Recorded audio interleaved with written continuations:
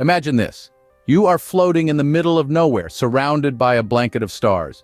This is the vastness of space, an expanse so great it's beyond human comprehension. It's not just infinite, it's ever-expanding, growing larger with each passing second. Let's put it in perspective. Our home galaxy, the Milky Way, is so immense that traveling around it would take 225 million years. That's longer than the existence of humans, dinosaurs, and even the earliest forms of life on Earth. But let's not stop there. If we were to travel at the speed of light, the fastest speed known to man, it would still take us 100,000 years to cross from one end of the Milky Way to the other. Even traveling at the speed of light, the journey across our galaxy would take a staggering 100,000 years. Can you hear that? No? That's because space is completely silent. Imagine being submerged in an ocean of silence. That's space for you. It's a vast, unending vacuum. And in this vacuum, sound has no medium to travel. It's like trying to have a conversation underwater with your mouth closed. It just doesn't work. This is because sound waves need some sort of material, be it air, water, or solid matter, to vibrate and carry the sound to your ears. In the vacuum of space, there's nothing to carry these vibrations, making space eerily, utterly silent. Astronauts, the brave souls venturing into this ocean of silence, have to rely on radios to communicate. Radios can send signals through the vacuum of space, turning them into sound once they reach the receiver. It's a fascinating workaround to the silent symphony of the cosmos. In space, no one can hear you scream. Space, a place devoid of air and life, can kill you in a matter of seconds. It's a chilling thought, isn't it? But it's also an undeniable reality. Space, the final frontier, is not a hospitable place for humans. The vacuum of space, the total absence of matter, is one of the many dangers that astronauts must contend with. Let's delve into the deadly effects of the vacuum. First up is decompression sickness, also known as the bends. Picture this.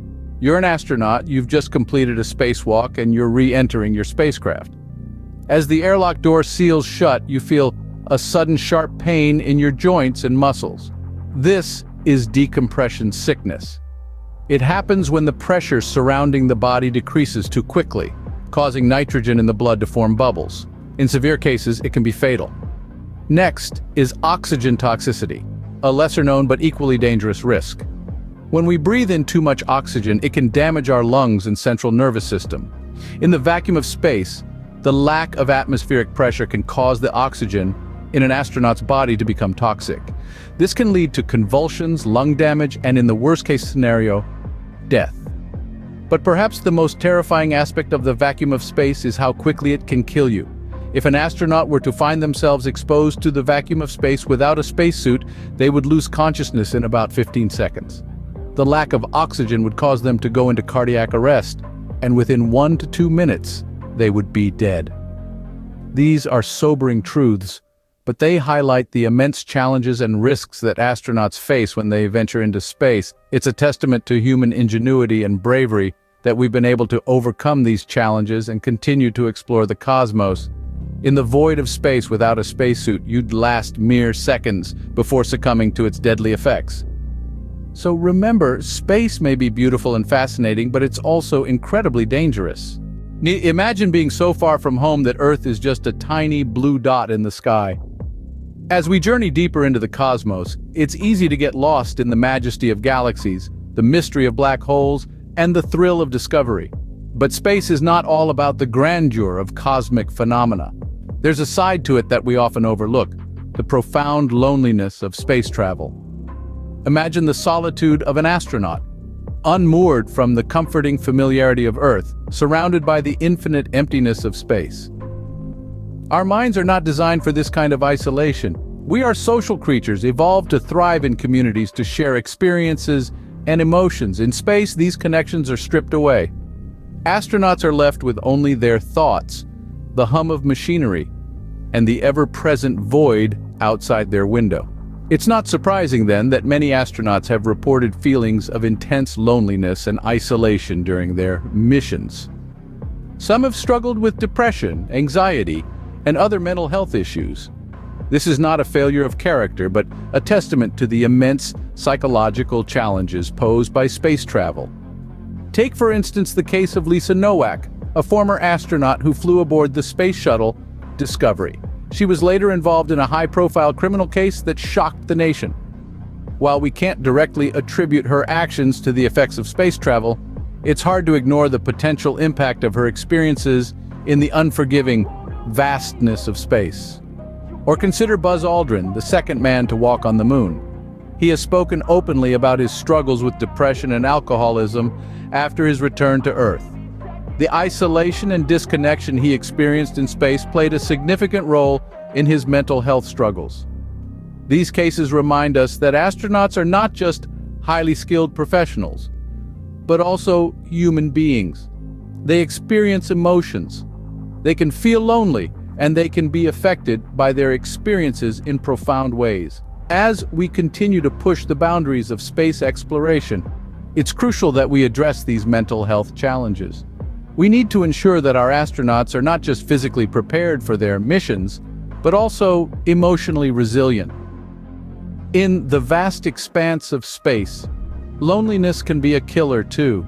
There's something out there, invisible and mysterious, that makes up 27% of the universe. This elusive entity known as dark matter is a cosmic conundrum that has left scientists scratching their heads for decades.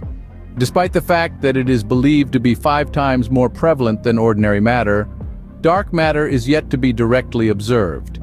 This is largely due to its ghostly nature. Unlike the matter we're familiar with, dark matter does not interact with light or any other form of electromagnetic radiation. It's like a phantom, present, yet always out of sight.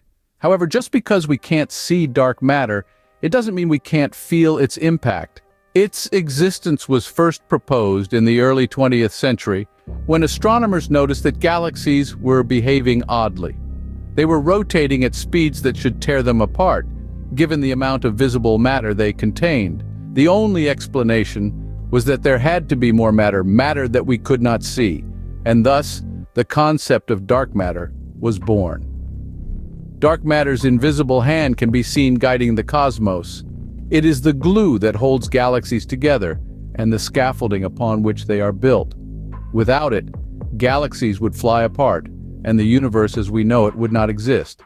Yet, despite its critical role, dark matter remains one of the universe's biggest mysteries. We are still unsure of what it is made up of. Is it composed of undiscovered particles? Or is it a sign that our understanding of gravity needs a major overhaul? These are questions that continue to challenge scientists today. In the grand cosmic drama, dark matter plays a leading role, albeit an unseen one. Its story is a testament to the fact that there is much about the universe that we do not know. The quest to uncover the nature of dark matter is one of the greatest scientific endeavors of our time.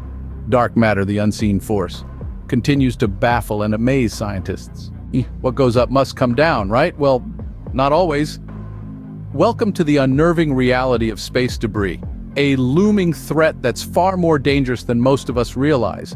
Imagine this: you're in a spacecraft, cruising at a speed of 28,000 kilometers per hour.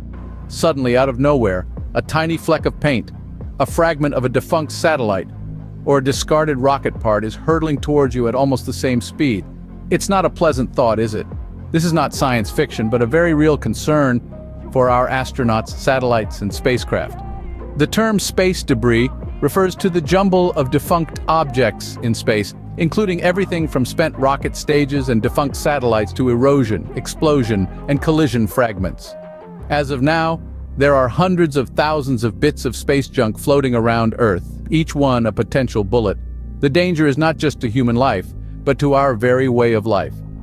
Satellites play a vital role in everything from GPS navigation and weather forecasting to international communications and scientific research.